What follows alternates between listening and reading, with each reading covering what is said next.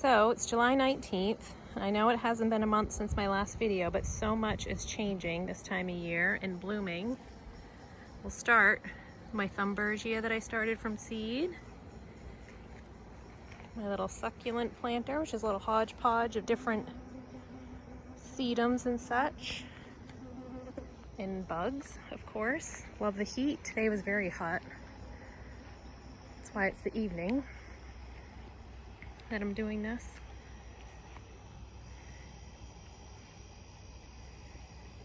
Not a lot has changed back here because the hostas are still kind of immature, but they are in bloom, which normally I don't like the blooms of hostas, but I love the purple on these little mouse ear hosta. And then this feverfew, I had no idea it would be yellow, but I really like how it looks with the heuchera. Nice pop. We've got the daylilies and the echinacea come into color. And I just love all the sweet alyssum that I started from seed too. Unfortunately, the air conditioners are on at the house, that's why it's so loud. Rose campion, again, first year growing this. I didn't know it was so gangly. I need to find a better home for that. And this is my new Rudbeckia, and I love it. Such a nice complement to the traditional black-eyed Susan. It's called Cherry Brandy. And this is just the old-fashioned wild Rudbeckia. Just starting to pop now.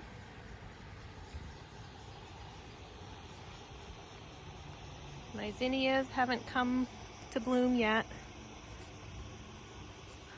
nor has the aster.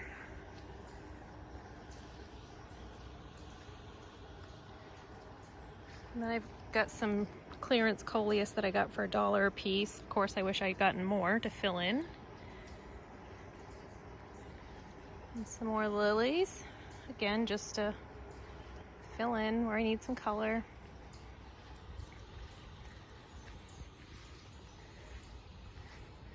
The big old butterbur still looks good.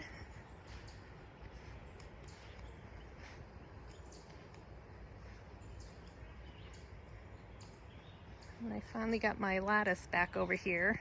It's not technically finished, and it's just scraps that I had, but it's hiding all the junk in the campfire wood.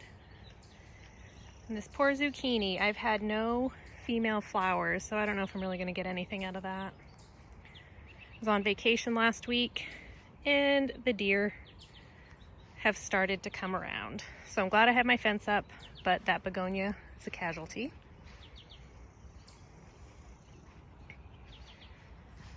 And my tomatoes look glorious. So this is my sun sugar, starting to ripen, and all kinds of fruit on it. Love it. And the marigolds are big and bushy. Zinnias are still going. And this is the oxheart that I've been raving about. Started it from seed. Plenty of fruits on there. And then the brandywine in the back here. Loaded with fruit. Very exciting. And relatively healthy since it's been hot and humid.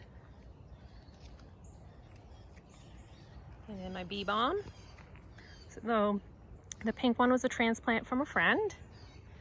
The red I've had for a long time. Still waiting for the glads to pop. We have beets and radish. And then in the back here along the edge, the green beans.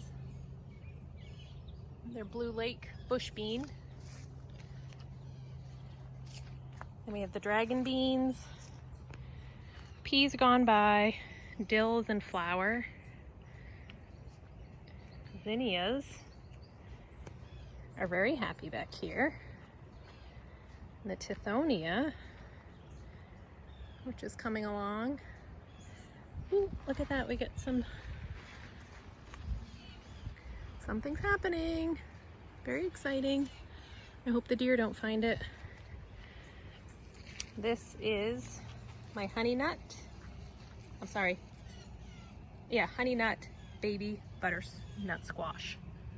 It's a mouthful. And this is a Japanese cucumber. The long skinny slicer.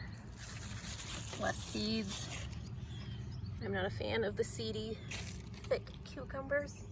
Excuse me. And this is the smaller ground cherry, which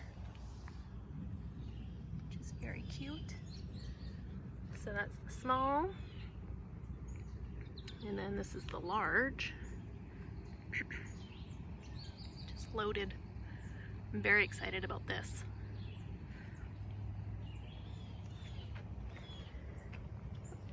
Excuse me.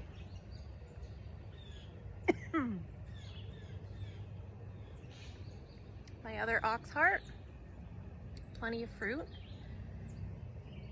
And zinnias, marigolds, thrown in for color. Big fan of having the color in with the veggies.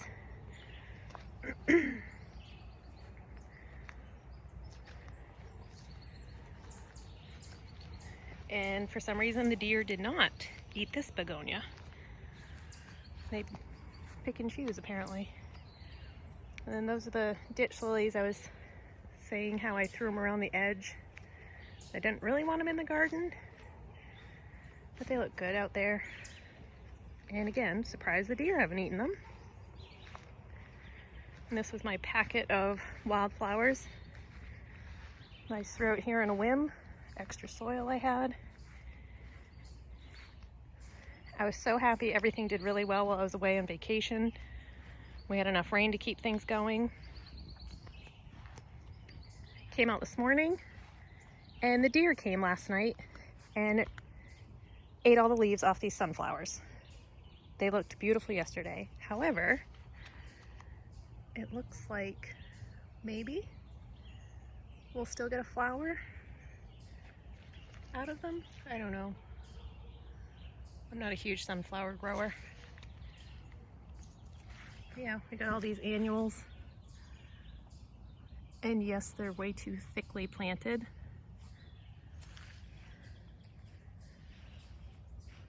But whatever survives, survives.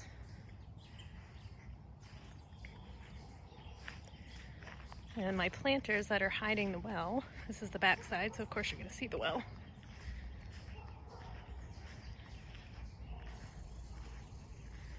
Proven winners plants, that's why they're so humongous. I have been fertilizing and taking care of them, and they're just monster beast plants. I love it.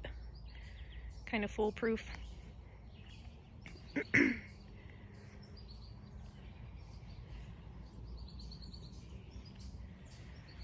And the hose is still out because it's been hot.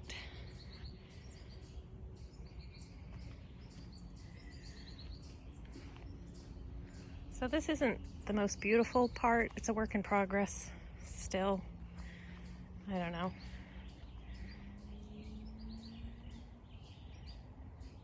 Lots of verbena, salvia. The coleus, the vertigo, and the king tut are exactly what I wanted up here. Big, full, beautiful. And the wave petunias and the pink is a bubblegum proven winner. They all filled in beautifully. However, we did get some showers, so I had to do a lot of deadheading. But that's okay. So that's it. July 19th. This is where we're at.